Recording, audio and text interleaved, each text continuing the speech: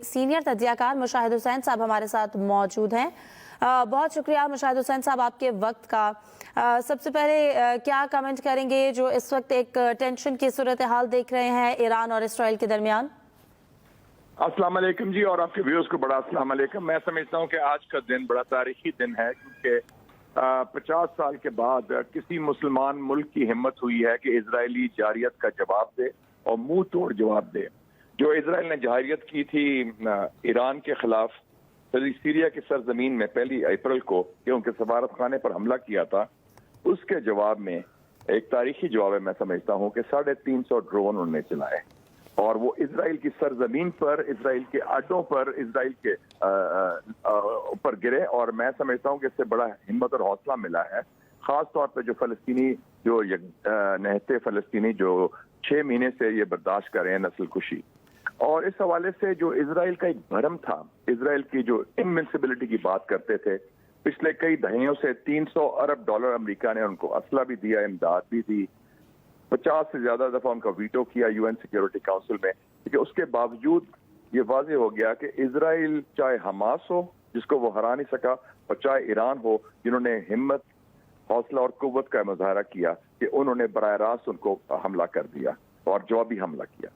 और इसीलिए नेतन्याहू से जो गुफ्तगू की है बाइडन ने, अमेरिकी सदर ने 25 मिनट की, उसमें एक किस्म का बाइडन ने उनको अल्टीमेटम दिया कि जी आप ईरान के खिलाफ कोई जवाबी कार्रवाई मजीद ना करें, क्योंकि हम आपका साथ नहीं देंगे। तो अमेरिका को भी मालूम है कि अगर ये जंग बढ़ गई तो ये जंग, अगर इजराइल हमास के खिलाफ नहीं ये जंग जीत सका तो ईरान के खिलाफ तो सवाल ही पैदा नहीं होता। और वैसे भी इखलाकी लिहाज से, सियासी लिहाज से, सफारती लिहाज से, कानूनी लिहाज से, नफ्सियाती लिहाज से इजराइल हमास के खिलाफ नस्ल कुशी के बावजूद जंग हार चुका है। तो ये मैं समझता हूँ कि एक बड़ा तारीखी मुड़ रुख तब्दील हुआ है मिडल ईस्ट की, मशरकी वस्ता की सियासत का। और इसमें मुसलमान ममालिक बशमूल पाकिस्तान को हक का साथ देना चाहिए, इंसाफ का और कानून का, और ईरान के साथ खड़ा होना चाहिए कि किसी किस्म की जारियत बर्दाश्त नहीं करेंगे। जैसे हमने पुलवामा में 5 साल पहले जब इंडिया ने जारियत की थी बालाकोट में, हमने उसका मुंह तोड़ जवाब दिया था। 2 जहाज गिराए इंडिया के और उनका पायलट अभिनंदन भी पकड़ लिया था। तो ईरान ने वही काम किया जो हमने किया था। तो ये असूली बात है और उस असूली मौके पर कायम रहे, और इससे मेरे ख्याल में जो इजराइल की जारियत है और जंगजूई है फलस्तीन के खिलाफ, उसके जल्द खात्मे में भी मदद मिलेगी। जैसा कि आपने मुशाहिद साहब मशरक़ वस्ता का जिक्र किया, आपको क्या लगता है मशरक़ वस्ता में इस कशीदगी का क्या असर पड़ेगा? मशरक़ी वस्ता के 2 किस्म के असर हैं। एक है जो मुस्लिम उम्मा के अवाम हैं, वो बड़े खुश हैं, और आपने देखा होगा टीवी में जश्न मनाया जा रहा है कई सड़कों में, चाहे बैरूत हो या बगदाद हो या शाम हो या इवन तेहरान हो। तो दूसरी तरफ है मगरबी ममालिक और हुकूमतें इस खत्ते की, वो जरा खौफजदा हैं, तो उनको डर है कि अगर चीज बढ़ गई तो उनको किसी का साथ देना पड़ेगा, और वो वैसे भी कमजोर विकेट पर हैं। तो खास तौर पर जो मगरबी ममालिक हैं और अमेरिका के जो मगरबी हलीफ है, जिसे मैं गोरिस्तान कहता हूँ, G7 के ममालिक, यूके, फ्रांस, इटली, जर्मनी वगैरह, ये सब खौफजदा है, क्योंकि उनको पता है कि अगर जंग बढ़ गई तो जो तकसीम है मुसलमान दुनिया की और मगरब की, वो बढ़ेगी। तो अब आपको क्या लगता है कि पाकिस्तान या इस्लामी ममालिक को ईरान का साथ देना चाहिए या फिर अपने अपने मफादात को देखना चाहिए, और हम किस तरह से साथ दे सकते हैं? देखिए जी, हमारा साथ देना है कि आप जुबानी, आप असूली मौके पर इख्तियार करें। एक मजलूम है और एक जालिम है। जैसे हम फलस्तीन का साथ दे रहे हैं, असूल की बात करें, इसमें मफादात का इशू नहीं, इसमें असूलों का इशू है। एक तरफ है कि कोई जारियत किसी मुल्क के खिलाफ भी हो तो उसको हमें मुखालफत करनी चाहिए, वो बात करें। दूसरी बात है यूएन सिक्योरिटी काउंसिल में लेके जाएं कि ये सीज फायर कराएं गाजा के साथ, क्योंकि जो जड़ है मौजूदा कशीदगी की और मसले की, वो तो ईरान नहीं, वो तो फलस्तीन है, और वो है गाजा में जो एक नस्ल कुशी 6 महीने से जारी है, जिसमें इजराइल की मदद मुकम्मल तौर पर मगरबी ममालिक कर रहे हैं। उसका खात्मा, वो उसको रोकना चाहिए। और तीसरा है कि पायदार अमन के लिए एक फलस्तीनी रियासत का क्याम। तो हमारा तो बड़ा सिंपल सी बात में, इसमें कोई इबाम की बात नहीं। अगर वही पाकिस्तान है, आपको याद होगा कि 50 साल पहले, आपने पढ़ा होगा ज़रूर तारीख में, 50 साल पहले जब जुल्फ़िकार अली भुट्टो साहब वज़ीर आज़म थे, तो 1973 की अरब इजरायली जंग में पाकिस्तान ने सीरिया और इजिप्ट का साथ दिया इजराइल के खिलाफ, اور پاکستان ایئر فورس کے پائلٹس خاص طور پہ گروپ کیپٹن ستار الوی صاحب انہوں نے سیرین ایئر فورس کے ساتھ مل کے اسرائیلی جارحیت کا مقابلہ کیا اور 2 اسرائیلی جہاز گرائے تھے. اور یہی کام ہم نے 1967 میں کیا تھا جب فیلڈ مارشل ایوب خان صاحب پاکستان کے صدر تھے. ہمارا تو بڑا واضح ٹریک ریکارڈ ہے اصول کا, قانونی ایشوز کا, فلسطین کے مسئلے کا, تو اس میں کوئی ابہام نہیں ہونا چاہیے. ٹھیک ہے, مشاہد حسین سید صاحب سینئر تجزیہ کار ہمارے ساتھ موجود ہیں. بہت شکریہ مشاہد صاحب آپ کے وقت کا. آپ کو یہاں پر بتائیں کہ ایران اور اسرائیل کے درمیان کشیدگی کے حوالے سے بات کی جا رہی ہے. دمشق میں ایرانی قونصل خانے پر حملے کا جواب, ایران نے اسرائیل پر 200 کے قریب ڈرون اور میزائل فائر کر دیے. اسرائیلی فوج اور امریکہ کی جانب سے کئی ایرانی ڈرونز مار گرانے کا دعویٰ. ایرانی پاسداران انقلاب نے اسرائیل پر حملے کی باضابطہ تصدیق بھی کی ہے.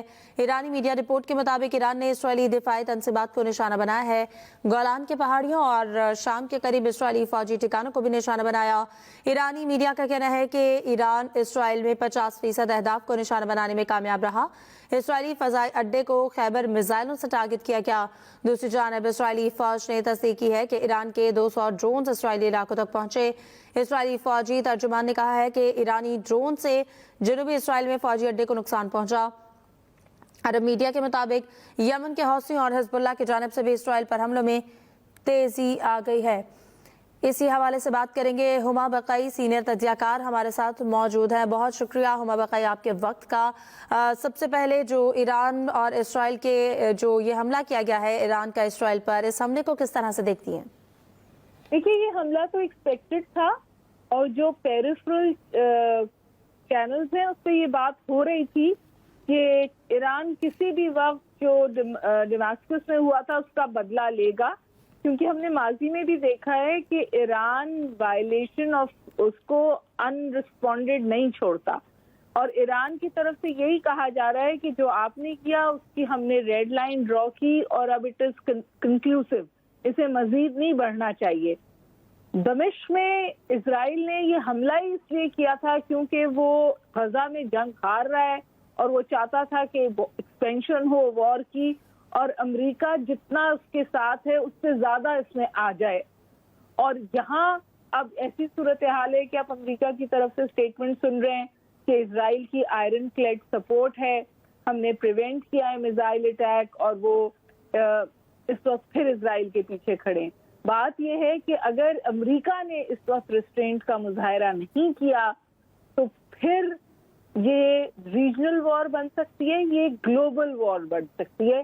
ایران اس کو ٹٹ فور ٹیٹ میں نہیں کنورٹ کرنا چاہتا, وہ ایک کنکلوسیو چیز کرنا چاہ رہا ہے. لیکن ظاہر ہے اب دیکھتے ہیں کہ یہ سٹوری ڈیولپ کس طرح ہوتی ہے. صورتحال انتہائی مخدوش ہے, یہ پھر ریجن پہ بھی کنفائن نہیں رہے گی. لوگ ابھی صرف ریجنل وار کی بات کر رہے ہیں, یہ ایسکیلیشن کہیں اور جا سکتی ہے. اور اس سے بھی اہم بات یہ کہ یہ جنگ سی لینز پہ ہوگی. اگر یہ کیونکہ اڈے امریکہ کے پاس اس طرح ہیں, تو اگر یہ سی لینز پر یہ جنگ ہوتی ہے تو آپ سمجھیے کہ پوری دنیا کی آئل سپلائیز جو ہیں وہ امپیکٹ ہوں گی, پوری دنیا کی معیشت جو ہے وہ امپیکٹ ہوگی. تو میرا خیال ہے کہ دنیا بہت بہت خطرناک دہرائی پہ کھڑی ہے. اور سب سے زیادہ جو, کیونکہ اسرائیل سے تو ریسٹرینٹ کی کوئی توقع نہیں ہے, لیکن اسرائیل یہ کھیل کھیل نہیں سکتا, اس تھیٹر آف وار کو ایکسپینڈ نہیں کر سکتا جو کہ وہ چاہ رہا ہے اگر امریکہ ریسٹرینٹ کا مظاہرہ کرے. ٹھیک ہے, ڈاکٹر ہما بقائی سینئر تجزیہ کار ہمارے ساتھ موجود تھی. بہت شکریہ آپ کے وقت کا. دمشق میں ایرانی قونصل خانے پر حملے کا جواب, ایران نے اسرائیل پر 300 کے قریب ڈرون اور میزائل فائر کر دیے. اسرائیلی فوج اور امریکہ کی جانب سے کئی ایرانی ڈرونز مار گرانے کا دعویٰ. ایرانی پاسداران انقلاب نے اسرائیل پر حملے کی باضابطہ تصدیق کی ہے. ایرانی میڈیا رپورٹ کے مطابق ایران نے اسرائیلی دفاعی تنصیبات کو نشانہ بنایا ہے. گولان کی پہاڑیوں اور شام کے قریب اسرائیلی فوجی ٹھکانوں کو بھی نشانہ بنایا. ایرانی میڈیا کا کہنا ہے کہ ایران اسرائیل میں 50% اہداف کو نشانہ بنانے میں کامیاب رہا. اسرائیلی فضائی اڈے کو خیبر میزائلوں سے ٹارگٹ کیا ہے. دوسری جانب اسرائیلی فوج نے تصدیق کی ہے کہ ایران کے 200 ڈرونز اسرائیلی علاقوں تک پہنچے. اسرائیلی فوجی ترجمان نے کہا ہے کہ ایرانی ڈرون سے जनूबी इसराइल में फौजी अड्डे को नुकसान पहुंचा। ब्रिगेडियर रिटायर्ड हारिस नवाज साहब हमारे साथ मौजूद हैं। बहुत शुक्रिया हारिस नवाज साहब आपके वक्त का। सबसे पहले जो ये सूरत हाल है ईरान और इसराइल के दरमियान, इस हमले को कैसे देखते हैं आप?